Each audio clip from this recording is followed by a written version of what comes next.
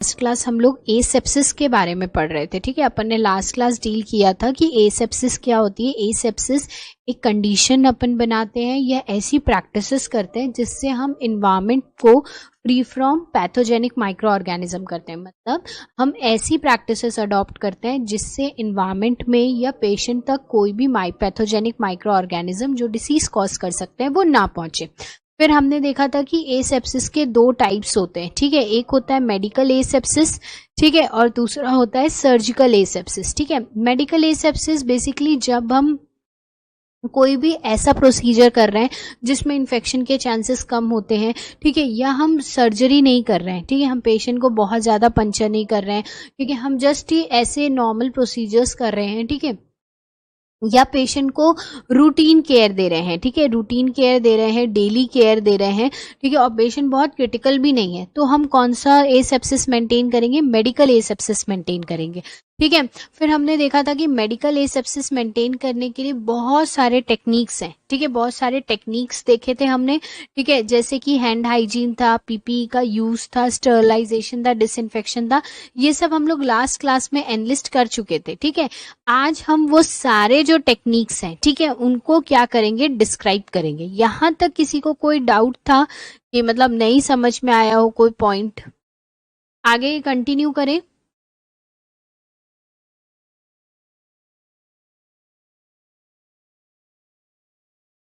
ठीक है, अब हम लोग एक एक जो टेक्निक है, सबसे पहला टेक्निक है हैंड हाइजीन। ठीक है, सबसे पहला टेक्निक कौन सा है? Hand hygiene.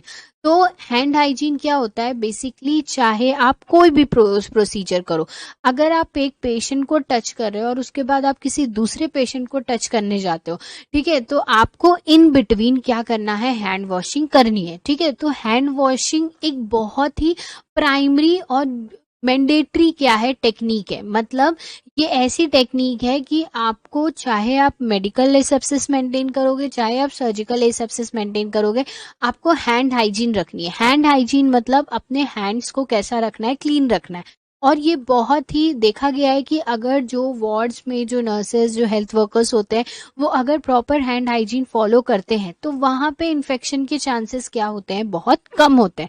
ठीक है, तो जो हैंड हाइजीन है एक बहुत ही इफेक्टिव और बहुत सिंपल, आपको जस्ट हैंड वॉश करना है। इसमें को हाँ, हैंड वॉश करने की टेक्निक है, उसके स्टेप्स हैं, वो सारे स्टेप्स आप फॉलो कर रहे हो तभी आपके हैंड हाइजीन करने का फायदा है। मतलब आप ऐसे ऐसे हाथ धो के आ जा रहे हो तो उसका कोई मतलब नहीं।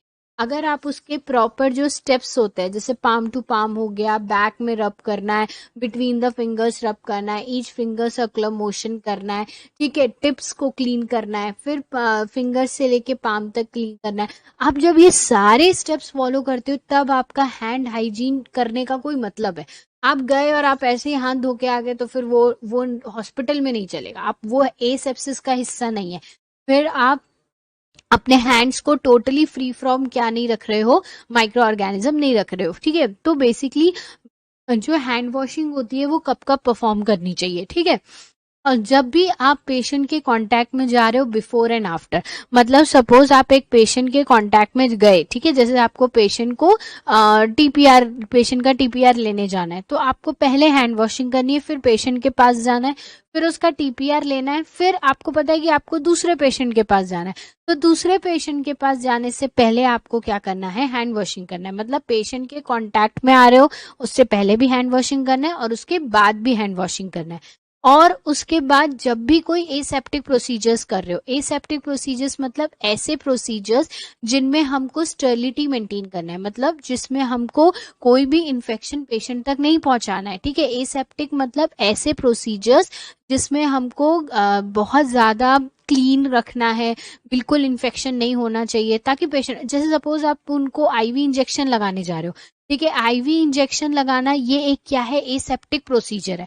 अगर आपने इसमें हैंड हाइजीन परफॉर्म नहीं किया और वही हाथों से, मतलब आपने प्रॉपर हैंड हाइजीन मेंटेन नहीं किया, तो कई बार जब हम इंजेक्शन लगाते हैं तो कई बार हम निडल टच करके हम अपने हाथ का जो इन्फेक्शन होता है वो पेशेंट के ब्लड स्ट्रीम में डाल देते हैं। तो जब भी हम कोई एसेप्टिक प्रोसीजर कर रहे हैं, चाहे हम कोई भी एसेप्टिक प्रोसीजर कर रहे हो, ठीक है, हमें हैंड वॉशिंग करनी है। अगर सपोज आप कोई पेशेंट का कोई बॉडी फ्लूइड टच कर लेते हो, अब बॉडी फ्लूइड मतलब जैसे पेशेंट का स्पूटम था, आपने वो टच कर लिया, आपने ग्लव्स नहीं पहने थे और आपने उसको बेयर हैंड्स मतलब ऐसे हैंड्स में टच कर लिया, या पेशेंट का ब्लड टच हो गया, ठीक है, या पेशेंट का जो यूरिन है, ठीक है, वो भी बॉडी का फ्लूइड, एक तरीके से आप यूरिन को टच कर लिए गलती से, या और कोई वेस्ट प्रोडक्ट आपने पेशेंट का टच कर लिया, कोई भी और फ्लूइड्स जो है, ठीक है, जैसे ब्लड वगैरह स्पूटम टच कर लिया, तो आपको उसके बाद हैंड वॉशिंग करनी है, ठीक है।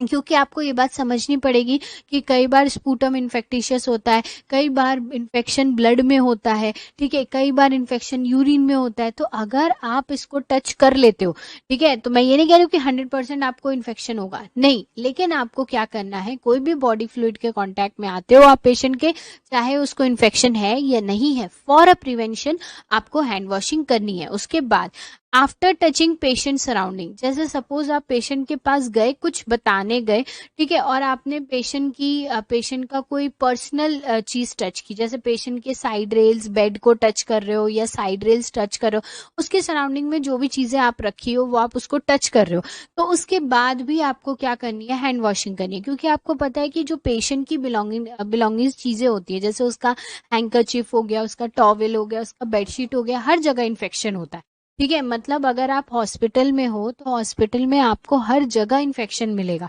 तो अगर आप स्पेशली आप पेशेंट की सराउंडिंग के आसपास कोई सामान टच करते हो तो आपको हैंड वॉशिंग करनी है। उसके बाद, टच करने से पहले नहीं, टच करने के बाद। अब ये हैंड वॉशिंग मैंने कल भी बताया था बेटा, एसेप्टिक का मतलब होता है फ्री फ्रॉम इन्फेक्शन, ऐसे प्रोसीजर जिसमें इन्फेक्शन के या माइक्रो ऑर्गेनिज्म प्रेजेंट नहीं होने चाहिए। एसेप्टिक का मतलब फ्री फ्रॉम माइक्रो ऑर्गेनिज्म, ठीक है, मतलब ऐसा इन्वायरमेंट क्रिएट करना है, ऐसे प्रोसीजर्स करने हैं कि कोई भी आसपास इन्फेक्शन, कोई भी आसपास पैथोजेनिक माइक्रो ऑर्गेनिज्म ना हो, ठीक है। अभी समझ में आया अंकिता, एसेप्टिक मतलब फ्री फ्रॉम माइक्रो ऑर्गेनिज्म, ठीक है। अब ये हैंड वॉशिंग कैसे कर सकते हैं, देखो मैंने कल ही बताया था, हैंड वॉशिंग करने के दो ऑप्शन होते हैं, या तो हम जो रेगुलर हैंड वॉशिंग करते हैं सोप और वाटर का यूज करके, ठीक है, जैसे अगर हैंड्स में बहुत ज्यादा बोलना चाहिए कि ब्लड बॉडी फ्लूइड्स लग गए हैं, ठीक है, या कोई इंजेक्शन लगाने जा रहे हैं आप, जो कि थोड़ा ज्यादा एसेप्टिक टाइप का प्रोसीजर है, ठीक है, जिसमें हमको ज्यादा इन्फेक्शन प्रिवेंट करना है, ऐसे कंडीशन में आप सोप और वाटर यूज कर सकते हो। लेकिन अगर सपोज आप रूटीन हैंड हाइजीन कर रहे हो, रूटीन हैंड हाइजीन मतलब आप नॉर्मली जैसे थोड़े टाइम के लिए ही आप जैसे सपोज पेशेंट के पास गए कुछ बताने, ठीक है, तो अगर आपने उसका साइड रेल टच कर लिया, तो हैंड हाइजीन में आप अगर सिर्फ अल्कोहल बेस्ड जो हैंड रब्स होते हैं, ठीक है, जिसको अपन बड़े मतलब इसी नाम से ज्यादा जानते हैं सैनिटाइजर, है ना, जो सैनिटाइजर्स होते हैं वो अल्कोहल बेस्ड होते हैं, ठीक है, तो अगर अल्कोहल बेस्ड हैंड रब्स अगर आप सिंपली कर लें हाथ में, लेकिन उसमें भी लेके बस हाथ को ऐसे नहीं करना है, हैंड रब लेके उसके जितने स्टेप्स हैं हैंड वॉशिंग के, वो पूरे स्टेप्स आपको क्या करने हैं, फॉलो करने हैं। आप इसमें सोप और वाटर नहीं यूज कर रहे हो, लेकिन आप इसमें क्या कर रहे हो, जो अल्कोहल बेस्ड हैंड रब होता है या सैनिटाइजर होता है उसको यूज कर रहे हो, ठीक है, तो इसमें हम दोनों तरीके से हैंड वॉशिंग कर सकते हैं, ठीक है, दोनों ही हैंड हाइजीन करने का तरीका है, यूज है, आप इसको में से दोनों में से कुछ भी यूज कर सकते हो। अगर सपोज हाथ बहुत ही गंदा है, बहुत ज्यादा सॉइल्ड है, तो आप क्या कर सकते हो, सोप और वाटर का यूज कर सकते हो। लेकिन अगर सपोज रूटीन टाइप का काम है, सिंपली टीपीआर लेने जाना है, तो ये छोटे छोटे जो प्रोसीजर है इसमें आप सिंपली हैंड रब लगा के भी जा सकते हो, ठीक है। तो ये क्या था, हैंड हाइजीन था फॉर मेडिकल एसेप्सिस। तो मेडिकल एसेप्सिस का सबसे पहला और सबसे इफेक्टिव बोलना चाहिए सारे टेक्निक्स में से सबसे इफेक्टिव जो है वो हैंड हाइजीन है। अब इससे एक एमसीक्यू बनता है कि सबसे इफेक्टिव टेक्निक क्या है इन्फेक्शन को प्रिवेंट करने का, तो हैंड हाइजीन, हैंड वॉशिंग, ये सबसे इफेक्टिव है, क्योंकि आपको पता है कि आप डायरेक्टली पेशेंट को टच किससे करोगे, हाथों से ही करोगे, ठीक है। तो जितने हैंड फ्री फ्रॉम इन्फेक्शन, आपके हाथ जितने फ्री माइक्रो ऑर्गेनिज्म होंगे, उतने इन्फेक्शन के चांसेस क्या होंगे, कम होंगे। तो अगर कोई आपसे पूछे कि अगर मैं एसेप्सिस मेंटेन करने के लिए सबसे इफेक्टिव, इन्फेक्शन को प्रिवेंट करने के लिए सबसे इफेक्टिव मेथड कौन सा है, तो वो है हैंड हाइजीन, ठीक है। क्लियर है, यहाँ तक आगे बढ़े। यहाँ तक क्लियर है। अब नेक्स्ट है पीपीई किट। अब पीपीई किट के साथ क्या होता है, हम इसको पूरे टाइम पहन के नहीं रख सकते, ठीक है, क्यों, क्योंकि ये एक्चुअल में थोड़ा गर्मी भी करता है, ठीक है, तो आप इसको बहुत इफेक्टिव मेथड नहीं बोल सकते, ठीक है, तो है आप इससे प्रोटेक्ट करते हो, पेशेंट और हेल्थ वर्कर दोनों प्रोटेक्ट होते हैं इससे, लेकिन जितना इजी और जितना इफेक्टिव हैंड हाइजीन है, ठीक है, उतना पीपीई नहीं है, ठीक है। अब क्यों, क्योंकि पीपीई में आपको ग्लव्स पहनने हैं, गाउन पहनना है, मास्क पहनना है, गॉगल पहनना है, ठीक है, गॉगल नहीं पहन रहे तो फेस शील्ड पहनना है, दोनों में से ऑप्शन है आपके पास, फेस शील्ड पहनो या गॉगल्स पहनो, ठीक है, मतलब आपका फेस कवर करना है, फेस में जो आईज है वो कवर करनी है तो गॉगल्स पहन लो, या गॉगल्स अवेलेबल नहीं है तो फेस शील्ड पहन लो। लेकिन अगर मैं बोलूं कि मैं पीपीई किट यूज कर रही हूँ या पीपीई किट पहन रही हूँ, तो आपको ये सब पहनना पड़ेगा, आपको ग्लव्स भी पहनने पड़ेंगे, गाउन पहनना है, कुछ जो भी सॉइल लिनन है, सॉइल लिनन मतलब जो लिनन यूज कर लिया है, पहनना है, कुछ जो, ठीक है, मिलेगा। तो अगर आप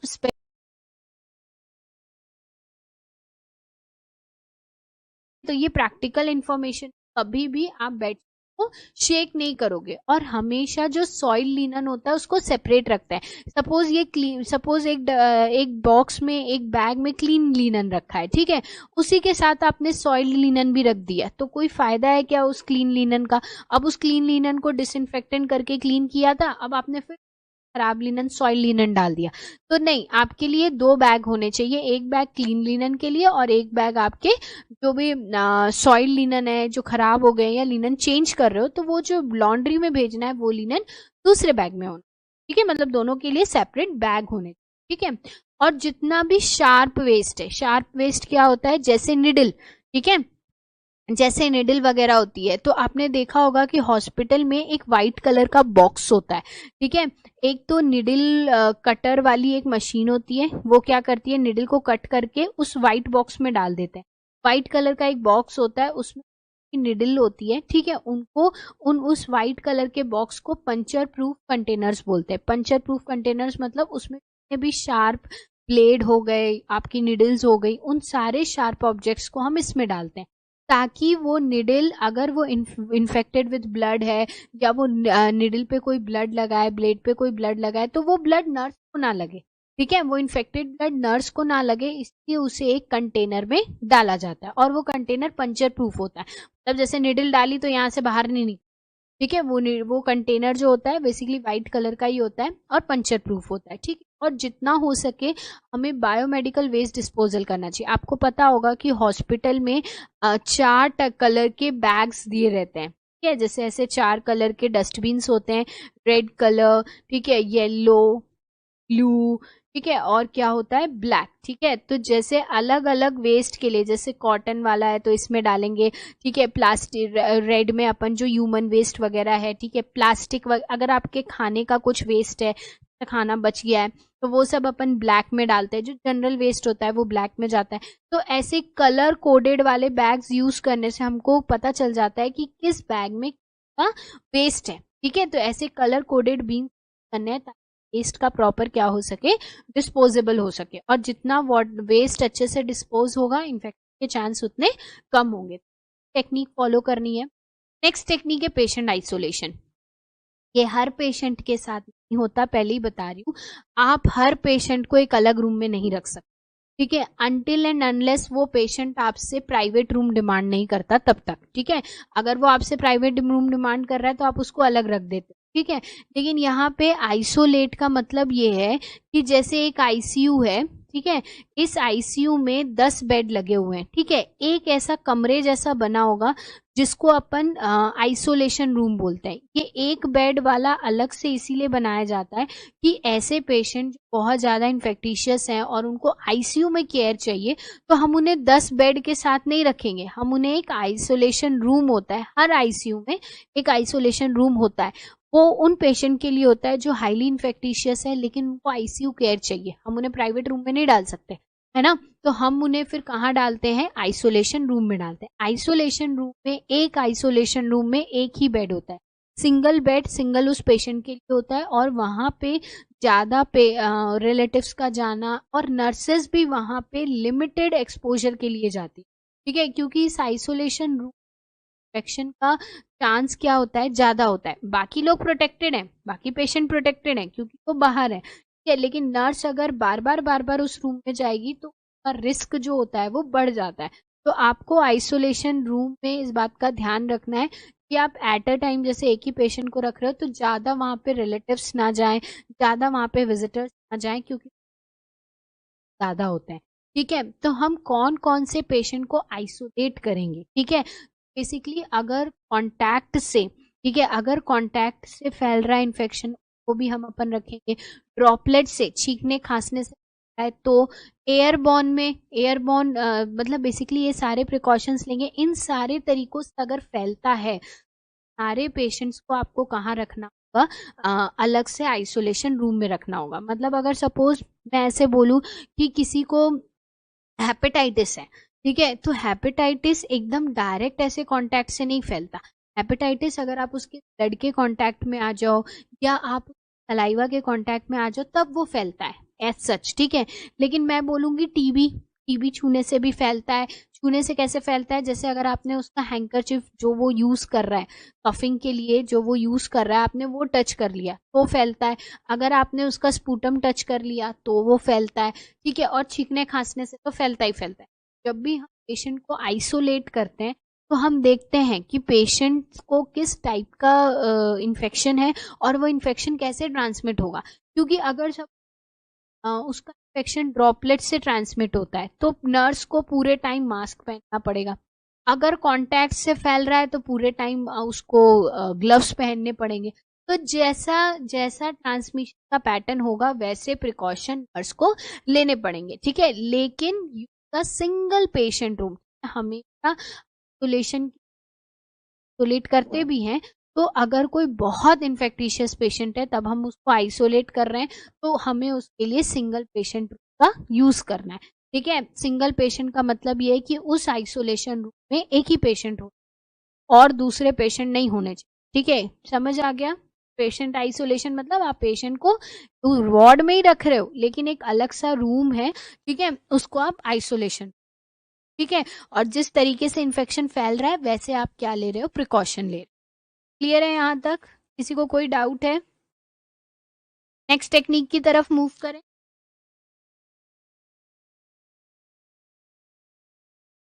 लास्ट टेक्निक है,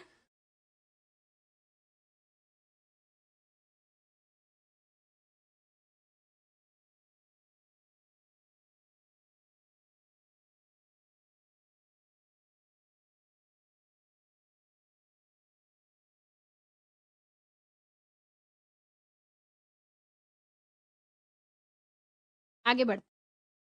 नेक्स्ट देखो, ऐसे समझना कि डिसइंफेक्शन में अपन केमिकल्स का यूज करते हैं, ठीक है। पैथोजन सरफेस करते हैं तो कोई भी सरफेस में अगर अपन डिसइंफेक्टेंट लगा रहे हैं, ठीक है, तो उससे क्या होगा, माइक्रो ऑर्गेनिज्म किल हो जाते हैं। लेकिन आपको पता होगा कि सिर्फ माइक्रो ऑर्गेनिज्म नहीं होते, माइक्रो ऑर्गेनिज्म के साथ साथ के स्पोर्स भी होते हैं, ठीक है। स्पोर्स का मतलब उसके अंडे भी होते हैं, है ना। तो जब हम डिसइंफेक्शन करते हैं ना तो डिसइंफेक्शन करने से वो जो माइक्रो ऑर्गेनिज्म किल होते हैं, ठीक है, लेकिन ऐसे एकदम पूरी तरीके से उनका नंबर थोड़ा सा रिड्यूस हो जाता है लेकिन 100% किल नहीं होता। और स्पोर्स तो बिल्कुल ही किल नहीं होते। ऑर्गेनिज्म तो चलो एक बार किल हो जाएगा, रिड्यूस हो जाएगा उसका नंबर, लेकिन स्पोर्स किल नहीं होते। लेकिन जब हम स्टरलाइजेशन करते हैं, ठीक है, स्टरलाइजेशन आगे अगर अपने देखेंगे टॉपिक डेप्थ में, अगर अपन स्टरलाइजेशन करते हैं, स्टरलाइजेशन मतलब अपन जैसे बॉइलिंग कर रहे हैं, ऑटोक्लेविंग कर रहे हैं, ठीक है, या फिर अपन हॉट इंसरेशन कर रहे हैं, ठीक है, जला रहे हैं वेस्ट को, तो इससे क्या होता है, कंप्लीट एलिमिनेट, मतलब जितने भी माइक्रो ऑर्गेनिज्म, चाहे उसके स्पोर्स हो चाहे वो खुद माइक्रो ऑर्गेनिज्म हो, वो क्या हो जाते हैं, कंप्लीट एलिमिनेट हो जाते हैं, मतलब हट जाते हैं या किल हो जाते हैं। तो बेसिकली स्टरलाइजेशन डिसइंफेक्शन से ज्यादा अच्छा है, ऐसे समझो, ठीक है। लेकिन जब अपन बात करते हैं मेडिकल एसेप्सिस के लिए, ठीक है, तो मैंने पहले ही बताया था कि मेडिकल एसेप्सिस इन्फेक्शन कम होते हैं। अगर इन्फेक्शन ज्यादा नहीं है तो आप डिसइंफेक्टेंट का यूज कर सकते हैं सरफेस वगैरह को क्लीन करने के लिए, इंस्ट्रूमेंट वगैरह को क्लीन करने के लिए। लेकिन अगर सपोज सर्जिकल कंडीशन है, मतलब सर्जरी हो रही है, ओटी है, ठीक है, या बहुत ज्यादा आपको सर्जिकल एसेप्सिस मेंटेन करने बोला, ठीक है, तो उस कंडीशन में आपके लिए डिसइंफेक्ट, मतलब आपको फिर क्या करना पड़ेगा, स्टरलाइजेशन ही करना पड़ेगा। स्टरलाइजेशन पूरे रूम का भी होता है, स्टरलाइजेशन इंस्ट्रूमेंट्स का भी होता है, ठीक है, जो भी आप करते हो अलग अलग इक्विपमेंट्स का अलग अलग तरीके से क्या होता है, स्टरलाइजेशन होता है। स्टरलाइजेशन टेक्निक डिसइंफेक्शन से ज्यादा अच्छी है, ठीक है। तो जब हमें मेडिकल एसेप्सिस अप्लाई करना होता है तो हम ज्यादा डिसइंफेक्शन की तरफ ध्यान देते हैं, लेकिन जब हमें सर्जिकल एसेप्सिस चाहिए, मतलब सर्जरी के कंडीशन में बिल्कुल एक स्पोर भी नहीं चाहिए, इन्फेक्शन का एक बोलना चाहिए अंडा भी नहीं चाहिए, तो अपन उसको क्या कर रहे हैं, तब अपन स्टरलाइजेशन, ठीक है। क्लियर है यहाँ तक? ये सारे टेक्निक्स क्लियर हैं, फिर अपन लेवल्स पे जाएंगे, ठीक है। तो अपन ने क्या क्या टेक्निक पढ़े, सबसे पहला technique hand hygiene, hand washing करनी है, पीपीई पहनना है, आसपास का एनवायरनमेंट क्लीन करना है, लिनन और वेस्ट को हैंडल करना है, ठीक है। डिसइंफेक्शन समझाऊं, देखो बेटा, डिसइंफेक्शन में क्या होता है, केमिकल एजेंट यूज होते हैं। सबसे बड़ा डिफरेंस तो यही है कि डिसइंफेक्शन में आप केमिकल एजेंट यूज करते हो। केमिकल एजेंट मतलब जैसे क्लोरहेक्सिडिन यूज कर ले रहे हो, ठीक है, या फिर कई जगह पे आयोडीन का सॉल्यूशन यूज करते हैं, घरों में ज्यादातर डेटॉल वगैरह यूज करते हैं, ठीक है, सरफेस वगैरह को क्लीन करने के लिए, है ना। तो इन सब को क्लीन करने के लिए हम जो केमिकल एजेंट यूज कर रहे हैं, उस प्रोसेस को, इन सब को केमिकल एजेंट को डिसइंफेक्टेंट बोलते हैं और इस प्रोसेस को डिसइंफेक्शन बोलते हैं। इससे होता ये है कि जब भी आप डिसइंफेक्टेंट्स को सरफेस पे लगाते हो, ठीक है, जैसे फ्लोर पे, फर्नीचर पे, जब आप इससे क्लीन करते हो तो पैथोजन किल भी होते हैं, पैथोजन का नंबर रिड्यूस भी होता है, लेकिन जो उसके स्पोर्स होते हैं, मतलब जो उसके अंडे होते हैं ना, वो नहीं मरते हैं, ठीक है। उस अब अंडे नहीं मरेंगे तो थोड़े टाइम बाद फिर माइक्रो ऑर्गेनिज्म, ठीक है। लेकिन अगर आपको मेडिकल एसेप्सिस चाहिए, मैंने पहले ही बताया था कि मेडिकल एसेप्सिस बहुत ज्यादा फ्री फ्रॉम माइक्रो ऑर्गेनिज्म, तो अगर मेडिकल एसेप्सिस मेंटेन करना है तो काम चल जाता है। लेकिन स्टरलाइजेशन इससे लेवल ऊपर है। स्टरलाइजेशन में अपन केमिकल्स नहीं यूज करते, पहली बात। स्टरलाइजेशन में अपन मेथड्स यूज करते हैं, ठीक है। स्टरलाइजेशन में अपन क्या यूज करते हैं, मेथड्स यूज करते हैं। मेथड्स मतलब जैसे ऑटोक्लेविंग करेंगे, ऑटोक्लेव मशीन में इंस्ट्रूमेंट डाल दे देंगे, या कोई शार्प इंस्ट्रूमेंट है तो उनको अच्छे से बॉईल कर देंगे, ठीक है, या फिर हॉट इंसरेशन कर देंगे। इंसरेशन मतलब पूरी तरीके से वेस्ट को जला देंगे, ठीक है। तो जितना स्टरलाइजेशन जितना इफेक्टिव है, ठीक है, उतना डिसइंफेक्शन इफेक्टिव नहीं है। तो स्टरलाइजेशन जो है वो केमिकल्स यूज, मेथड्स यूज करता है, और वो ऐसे मेथड्स यूज करता है जिससे सारे माइक्रो ऑर्गेनिज्म, चाहे उसका स्पोर हो चाहे वो खुद माइक्रो ऑर्गेनिज्म, वो सब किल हो जाते हैं, ठीक है। और क्योंकि ये ज्यादा अच्छा एसेप्सिस देता है, मतलब ज्यादा अच्छा free from environment, free from micro organism करता है, तो सर्जिकल एसेप्सिस के लिए अपन क्या करते हैं, सर्जिकल एसेप्सिस के अपन स्टरलाइजेशन ही यूज करते हैं, ठीक है। क्योंकि उस टाइम पे आप बोलो कि मैं डिसइंफेक्शन कर दूं तो वो क्या है, सफिशिएंट नहीं है, ठीक है। तो अगर मेडिकल एसेप्सिस है तो डिसइंफेक्शन ऑप्ट कर सकते हो, ठीक है। लेकिन अगर सर्जरी है, ठीक है, सर्जरी के टाइम पे आपके लिए डिसइंफेक्शन इनसफिशिएंट है। कह रहे यहाँ तक? और बस मैंने आपको बताया ना कि मेरा सेटअप ऐसा ही है, बोर्ड नहीं है मेरे पास, ऐसा ही सेटअप है। आपको मेरे पढ़ाने में कुछ एक्सप्लेनेशन में चाहिए तो आप बोल सकते हैं, ठीक है। क्लियर है यहाँ तक सारे टेक?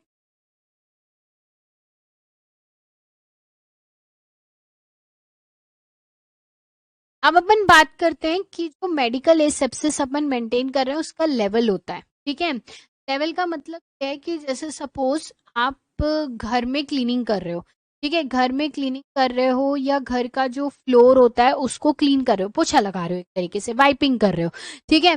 तो उसको अपन लो लेवल डिसइंफेक्शन बोलते हैं। क्यों लो लेवल डिसइंफेक्शन बोलते हैं? क्योंकि घरों में इतना नहीं होता, ठीक है, अब मैं बोलूँ कि एक घर में 4 लोग हैं, ज्यादा कोई एक ही बीमार होगा, चलो कोई भी, कई बार तो कोई भी बीमार नहीं होता है ना। तो जब हम क्या कर रहे हैं, प्रॉपरली सिर्फ हाउस को क्लीन कर रहे हैं, ठीक है, हाउस को क्लीनिंग कर रहे हैं डेटॉल वगैरह डाल के, ठीक है, तो इसको अपन बोलते हैं लो लेवल डिसइंफेक्ट। मतलब हम क्या कर रहे हैं, इन्फेक्शन बहुत ज्यादा नहीं है, माइक्रो ऑर्गेनिज्म बहुत ज्यादा नहीं है, लेकिन फिर भी हम क्लीनिंग के पर्पज से, साफ सफाई रहे, सैनिटेशन रहे, उस पर्पज से क्या कर रहे हैं, डिसइंफेक्शन कर रहे हैं। तो वो कौन से लेवल का डिसइंफेक्शन, लो लेवल का, ठीक है। इसमें क्या होंगे, बहुत सारे बैक्टीरिया किल हो जाएंगे, वायरस, कुछ कुछ वायरस और कुछ कुछ फंगाई किल होंगे, ठीक है, लेकिन बैक्टीरिया तो सारे ही किल हो जाएंगे। इंटरमीडिएट में क्या होता है, इंटरमीडिएट आप फ्लोर और वॉल्स को क्लीन, मतलब यहाँ पे आप थोड़ा सा स्ट्रॉन्ग डिसइंफेक्टेंट यूज करते हो, ठीक है। स्ट्रॉन्ग डिसइंफेक्टेंट का मतलब यहाँ पे ये, यहाँ पे आप ऐसा थोड़ा स्ट्रॉन्ग केमिकल यूज करते हो जिससे वॉल और जो फ्लोर्स हैं, ठीक है, ये हाउस होल्ड का नहीं होता, ये हॉस्पिटल का ही होता है, ऐसे समझना, ठीक है। तो ये क्या करेगा, माइकोबैक्टीरियाज जो हैं, ठीक है, माइकोप्लाज्म बैक्टीरियाज जो रहते हैं उनको किल करेगा और बहुत सारे वायरस और फंगस को किल कर देगा। क्यों, क्योंकि इसमें अपन कौन सा डिसइंफेक्टेंट यूज कर रहे हैं, स्ट्रॉन्ग वाला, ठीक है। और हाई लेवल में तो ऑलमोस्ट सारे ही माइक्रो ऑर्गेनिज्म किल हो जाएंगे, बस स्पोर्स बच जाएंगे, क्योंकि डिसइंफेक्शन करने से कभी भी स्पोर्स नहीं किल होते। स्पोर्स किल करना है तो स्टरलाइजेशन करना पड़े, ठीक है। तो जैसे अपन एंडोस्कोप एक इंस्ट्रूमेंट होता है, जब उसको क्लीन करना होता है तो अपन हाई लेवल का डिसइंफेक्शन यूज करते हैं, मतलब जैसे पोविडीन वगैरह हो गया, ये टाइप के जो डिसइंफेक्शंस हैं, या जो और भी क्लोरोहेक्सिडीन नाम के जो रहते हैं हाई लेवल के, स्ट्रॉन्ग फॉर्मल्डिहाइड हो गया, ऐसे टाइप के जो स्ट्रॉन्ग केमिकल्स होते हैं यूज करते हैं।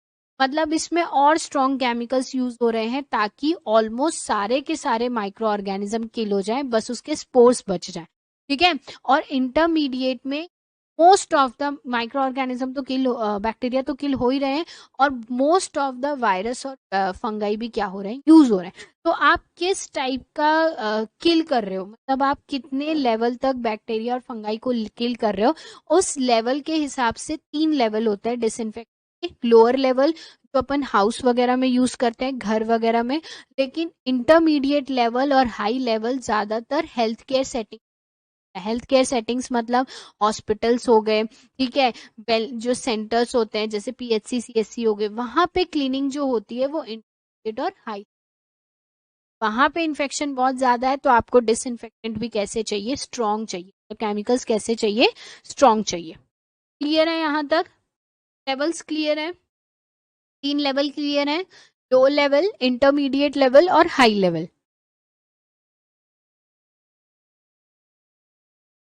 अब अपन बात करेंगे कि किस किस जगह पे हमें मेडिकल एसेप्सिस अप्लाई करना है। मतलब कई बार अपने को ऐसे कंफ्यूजन होता है ना कि किस जगह पे हमें मेडिकल एसेप्सिस मेंटेन करना है और किस जगह पे सर्जिकल एसेप्सिस, क्योंकि दोनों को मेंटेन करने का तरीका बहुत अलग है, ठीक है। तो जैसे कि जनरल वार्ड, जहाँ पे इन्फेक्शन का रेट कम है, जहाँ पे पेशेंट ज्यादा क्रिटिकल नहीं होता, उन जगहों पे जनरल वार्ड में आप ये सारे टेक्निक्स फॉलो करोगे, ठीक है। जनरल वार्ड में सिंपली डिसइंफेक्शन करने से भी काम कई बार चल जाता है, लेकिन हाँ, फॉर अ प्रिकॉशन कई हॉस्पिटल्स में स्टरलाइजेशन भी यूज करते हैं। लेकिन अगर मैं बोलूं कि कौन कौन से एरिया है जहाँ पे आपको मेडिकल एसेप्सिस अप्लाई करना है, या मेडिकल एसेप्सिस की जो टेक्निक्स हमने अभी पढ़े वो टेक्निक्स आप लोगों को अप्लाई करना है, तो वो आपको जनरल वार्ड में, ठीक है, जनरल वार्ड में, क्योंकि बहुत क्रिटिकल पेशेंट नहीं होते हैं। आउट पेशेंट डिपार्टमेंट्स में, मतलब ओपीडी में, क्योंकि यहाँ पे पेशेंट के पास टाइम बहुत, एक्सपोजर बहुत कम होता है, पेशेंट आता है दिखा के चला जाता है, ठीक है, तो यहाँ पे भी इन्फेक्शन ज्यादा नहीं है। होम केयर सेटिंग्स में, होम केयर सेटिंग्स मतलब घर में, जैसे घर में आप किसी पेशेंट का केयर कर रहे हो तो जरूरी नहीं कि आपको पूरा स्टरलाइजेशन। होम केयर सेटिंग्स आप क्या करेंगे, मेडिकल एसेप्सिस मेंटेन कर सकते हो। नर्सिंग होम में, नर्सिंग होम का मतलब जहाँ पे सिर्फ और सिर्फ डिलीवरी होती है, ठीक है, और कोई केसेस नहीं देखे जाते, सिर्फ डिलीवरी होती है। अब वो आइदर डिलीवरी सिजेरियन ऑपरेशन से हो रही हो, चाहे वो नॉर्मल हो रही हो, नर्सिंग होम का मतलब क्या होता है, वही होता है। रिहैबिलिटेशन सेंटर्स, रिहैबिलिटेशन सेंटर्स का मतलब यहाँ पे जो पेशेंट रहते हैं, ठीक है, रिहैबिलिटेशन के लिए, मतलब जो अपनी वापस जो भी उनको प्रॉब्लम होती है, जैसे रिहैबिलिटेशन सेंटर्स का मतलब जैसे ओल्ड एज हो गया या कोई जैसे कैंसर से रिवाइव कर रहे हैं, रिहैबिलिटेशन हो रहा है उनका, ठीक है, तो उन सेंटर्स में भी क्या होता है, नहीं होते, उन सेंटर्स में भी आप क्या कर, सिर्फ मेडिकल एसेप्सिस से भी काम चल जाएगा। ऐसा नहीं है कि इन जगहों पे सर्जिकल एसेप्सिस ही अप्लाई करना है, इन जगहों पे मेडिकल एसेप्सिस क्या करना है, अप्लाई करना है। क्यों? क्योंकि इन्फेक्शन का रेट, इन्फेक्शन का रिस्क कम है। ठीक है, क्लियर है? ये तो बस ये है कि आपको याद, आपको मेडिकल एसेप्सिस अप्लाई करना है। नेक्स्ट अब बात करते हैं प्रैक्टिस का क्या इंपॉर्टेंट है। ठीक है, लेवल, देखो बेटा, आप किस टाइप का क्लीनिंग कर रहे हो, मतलब आप किस टाइप का डिसइंफेक्शन यूज कर रहे हो, क्योंकि मेडिकल एसेप्सिस में मैंने आपको बताया ना कि मेडिकल एसेप्सिस में बहुत ज्यादा इन्फेक्शन नहीं होता, तो आप डिसइंफेक्शन से ही काम चला सकते हो। ठीक है, रेयरली ही, बहुत रेयर केसेस में हमको स्टरलाइजेशन की जरूरत पड़ती है। तो जो डिसइंफेक्शन होते हैं वो 3 लेवल के होते हैं। तो बेसिकली मेडिकल एसेप्सिस मेंटेन करने के लिए आपको 3 लेवल होंगे। अब आप घर में भी क्या कर सकते हो, जो आप घर में क्लीनिंग करते हो, जैसे डेटॉल वगैरह यूज कर रहे हो या लाइजॉल वगैरह यूज कर रहे हो, तो ये बहुत लो लेवल के डिसइंफेक्शन है, क्योंकि आपके घर में इतना इन्फेक्शन नहीं है, तो आपको एकदम स्ट्रॉन्ग फॉर्मल्डिहाइड डालने की जरूरत नहीं है ना, क्योंकि वो डेटॉल लाइजॉल से ही काम चल जाएगा। तो लो लेवल डिसइंफेक्शन का मतलब होता है कि इसमें आप बहुत माइल्ड सा केमिकल यूज कर रहे हो, जिससे बैक्टीरिया तो सारे मर जाते हैं, लेकिन वायरस और फंगी कुछ कुछ रह जाते हैं। लेकिन घर में इतना वायरस फंगी होता नहीं है यूजुअली, तो वो इन्फेक्शन का रेट कम है, तो लो लेवल से काम चल जाए। लेकिन इंटरमीडिएट और जो हाई लेवल डिसइंफेक्शन होता है बेटा, ये हॉस्पिटल और जो हेल्थ केयर सेटिंग है, जहाँ पे पेशेंट्स है, जहाँ पे बहुत सारे पेशेंट्स हैं, जहाँ पे इन्फेक्शन का रिस्क ज्यादा है, उन जगहों पर हम यहाँ पे स्ट्रॉन्ग डिसइंफेक्टेंट यूज करते हैं, मतलब स्ट्रॉन्ग केमिकल्स यूज करते हैं। इंटरमीडिएट में ऐसा यूज करते हैं जो बैक्टीरिया को किल कर देता है, और कुछ कुछ वायरस और फंगाई को भी किल करता है। लेकिन हाई लेवल पे हम इतना स्ट्रॉन्ग यूज कर रहे हैं कि वो सारे माइक्रो ऑर्गेनिज्म को किल कर दे रहा है। ठीक है, ऑलमोस्ट सारे सारे वायरस, सारे फंग, सारे बैक्टीरिया को।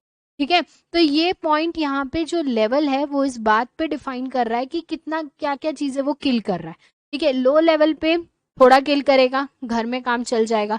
इंटरमीडिएट में कुछ ऑलमोस्ट को कर देगा, लेकिन फिर भी कुछ कुछ बच जाएंगे। लेकिन हाई लेवल पे सारे ही माइक्रो ऑर्गेनिज्म, अब इस माइक्रो ऑर्गेनिज्म में सब आ जाता है, बैक्टीरिया भी आ जाएगा, आपका फंगाई भी आ जाएगा, वायरस भी आ जाएगा, सब आ जाएगा। ठीक है, आप समझ में आया अंकिता? अब कोई डाउट?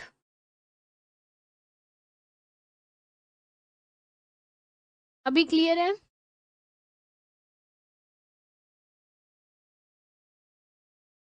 ओके, चलो नेक्स्ट पॉइंट की तरफ मूव करते हैं। मेडिकल एसेप्सिस क्यों जरूरी है, उसकी जरूरत नर्सिंग प्रैक्टिस में क्यों है? सबसे पहली बात तो नर्स ही है जो 24 घंटे पेशेंट के साथ रहेगी।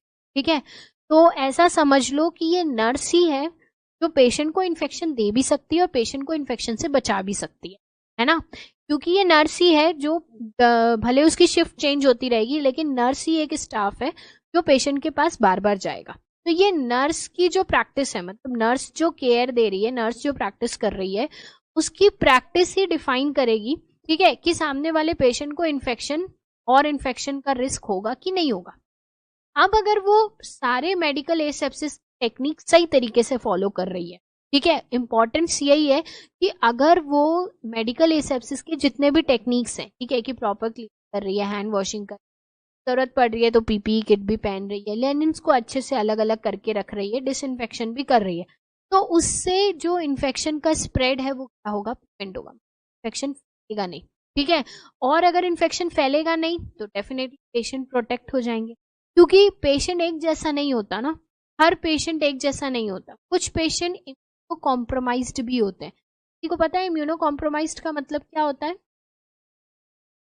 ऐसे पेशेंट्स, ठीक है, जिनकी इम्यूनिटी क्या होती है, लो होती है। ठीक है, जैसे एचआईवी के पेशेंट, एचआईवी के पेशेंट, बी के पेशेंट, इन ये लोग इम्यूनो कॉम्प्रोमाइज्ड होते हैं। क्यों इम्यूनो कॉम्प्रोमाइज्ड होते हैं? क्योंकि इनकी इम्यूनिटी, इनके डब्ल्यूबीसी ऑलरेडी बॉडी में कम होते हैं, ठीक है, एंटीबॉडीज ये इतने नहीं बना पाते, तो ये लोग इम्यूनो कॉम्प्रोमाइज, हाँ, ऐसे पेशेंट्स जिनके पास ऐसे इंडिविजुअल जिनकी इम्यूनिटी बहुत लो होती है। अब इम्यूनिटी लो होगी तो इन्फेक्शन जल्दी हो जाएगा, छोटा सा इन्फेक्शन भी जल्दी हो जाएगा, ठीक है। तो लेकिन अगर आप मेडिकल एसेप्सिस मेंटेन कर रहे हो तो अगर कोई लो इम्यूनिटी वाला भी है उसको इन्फेक्शन नहीं होगा, ठीक है। लेकिन अगर आप मेडिकल एसेप्सिस मेंटेन नहीं कर रहे हो तो ऐसे पेशेंट्स को 100 इन्फेक्शन हॉस्पिटल में ही हो जाएंगे, ठीक है।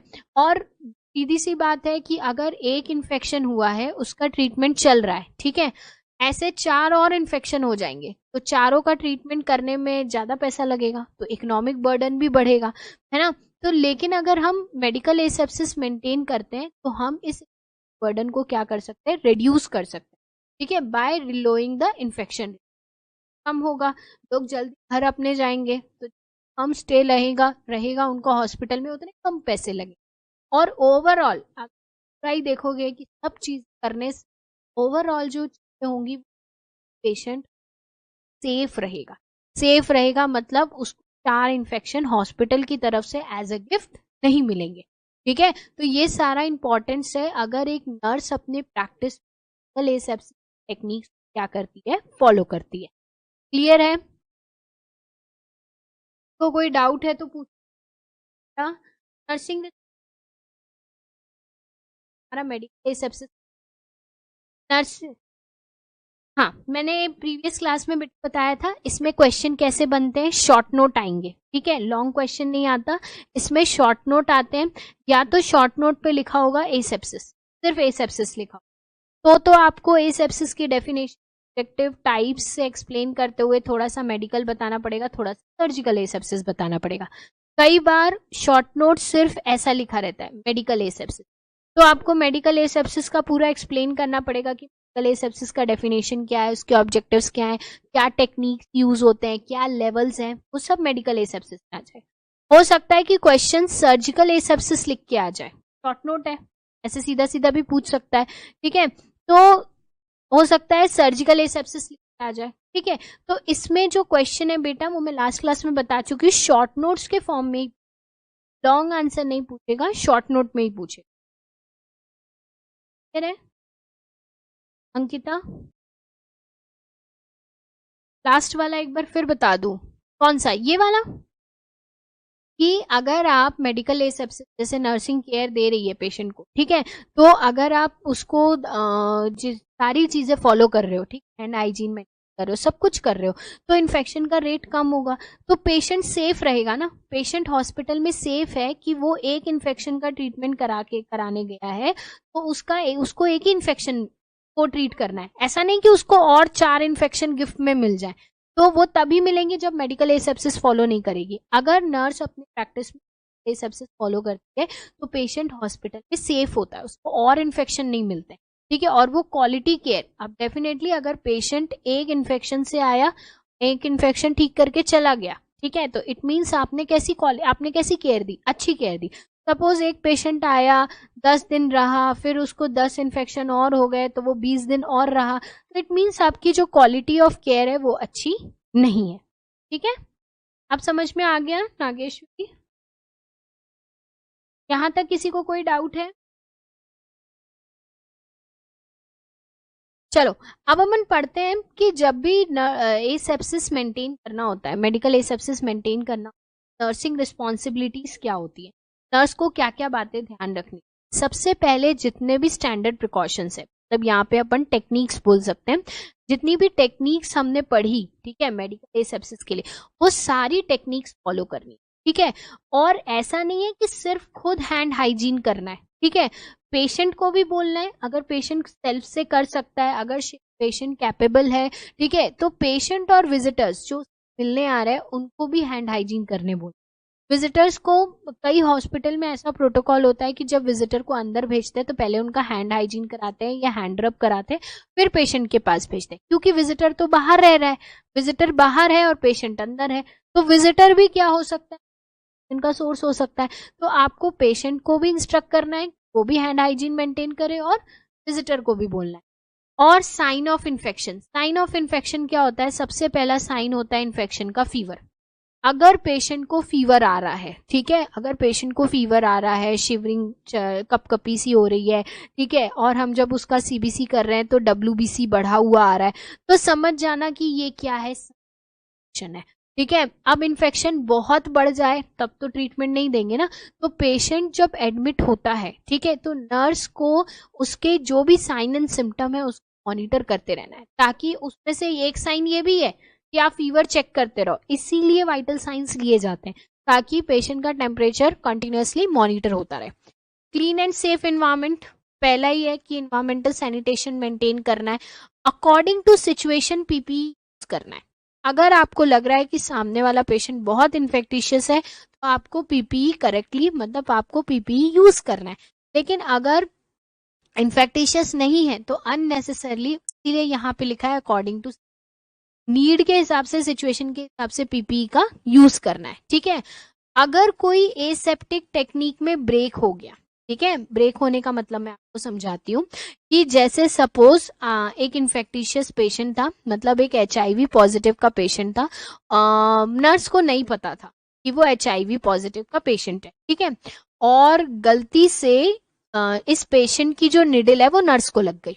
अब ये क्या है, इन्फेक्शन है ना। ये क्या हुआ, होना क्या चाहिए था कि वो जो निडल है वो प्रॉपर डिस्पोज होनी चाहिए थी, वो जो वेस्ट था वो प्रॉपर डिस्पोज होना चाहिए था, लेकिन डिस्पोज ना होके वो नर्स को प्रिक हो गया। तो जो एसेप्टिक टेक्निक्स चल रही थी उसमें ब्रेक आ गया। तो आपको इसको हायर अथॉरिटी को बताना है, ठीक है। हायर अथॉरिटी मतलब वहां पे जो भी इन्फेक्शन कंट्रोल नर्स होगी या जो भी लोग होंगे उनको बताना है, ठीक है, कि भाई मुझे ऐसे ऐसे प्रिक हुई है। क्यों बताना है, ताकि मेडिसिन स्टार्ट होती, ठीक है, एंटी रेट्रोथेरेपी स्टार्ट होती है, ताकि उन्हें भी क्या हो, एचआईवी इन्फेक्शन ना हो, ठीक है, क्योंकि चांसेस होते हैं। और जितना भी कंटामिनेटेड वेस्ट है, जितने भी कंटामिनेटेड वेस्ट है या मटेरियल है, उसका प्रॉपर डिस्पोजल हो रहा है कि नहीं। मतलब सपोज 4 बैग रखे हैं और वो 4 बैग भरते जा रहे हैं, लेकिन वार्ड से उसको खाली नहीं कर पा रही नर्स, गलत है ना। भी वेस्ट है, चाहे वो 4 बैग में है, 2 बैग में, अगर वो 2 घंटे में भर रहा है तो उसको 2 घंटे में डिस्पोज करो। लेकिन ऐसा नहीं कि वो भरता जा रहा है, भरता जा रहा है और आप उसको प्रॉपर डिस्पोज नहीं कर रहे हो, ठीक है। तो आपको उसे प्रॉपर डिस्पोजल करवाना है, जितना भी कंटामिनेटेड मटेरियल है, वेस्ट है, उन सबको प्रॉपर डिस्पोज करना है, तभी आप एक वार्ड में, एक जगह पे मेडिकल एसेप्सिस क्या कर पाओगे, मेंटेन कर पाओगे। तो ये सारी बातें को क्या करनी है कि उसे ये सब देखना है, ठीक है। क्लियर है, एनी डाउट, कुछ नहीं समझ में आ रहा हो तो बताओ।